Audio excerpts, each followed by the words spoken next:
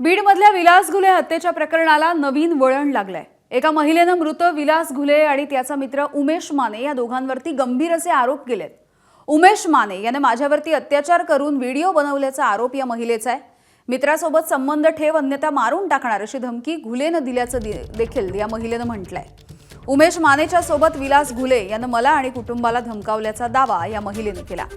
घुलेला समजावण्यासाठी कुटुंब गेलं होतं, त्यावेळेला झालेल्या वादामधून ही हत्या झाल्याचं देखील तिनं म्हटलं। पोलिसांनी आमची तक्रार दाखल करून घेतली नसल्याचं म्हणत तिनं पोलिसांवरती देखील आरोप केलेत। विलास घुले प्रकरणामधील फिर्यादी रमेश घुलेनं देखील धमकावल्याचा आरोप या महिलेनं केला। त्यामुळे या प्रकरणाला आता वेगळंच वळण आलेलं आहे।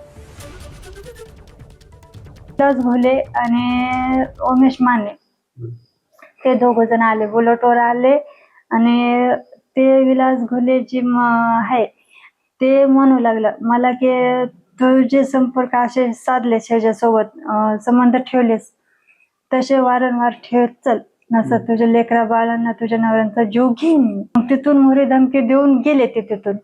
तर मग पप्पा ते आलते हे कोण, तर मग आपण समजून सांगू हे करू म्हणून मग समजून सांगायला ते हॉटेलवर आले। ते असं करायलाच का नाही, मग ते समजून सांगण्यासाठी तसं केलं। तर मग त्यांनी हाणमार चालू केले, बेरच्या बाटल्या, डेटाचे तुकडे, दगड त्यांनी हाणमार चालू केले। मग हेच विनंती माझी की तक्रार नोंदवण्यासाठी आम्ही केसला गेलतो, तर केसमध्ये आमची तक्रार घेतलेली नाही। आणखीन आम्ही बीडला बी गेलतो तर तिथं बी आमची तक्रार घेतलेली नाही। आमची एवढीच मागणी की आमची तक्रार घ्यावं आणि आम्हाला न्याय द्यावा।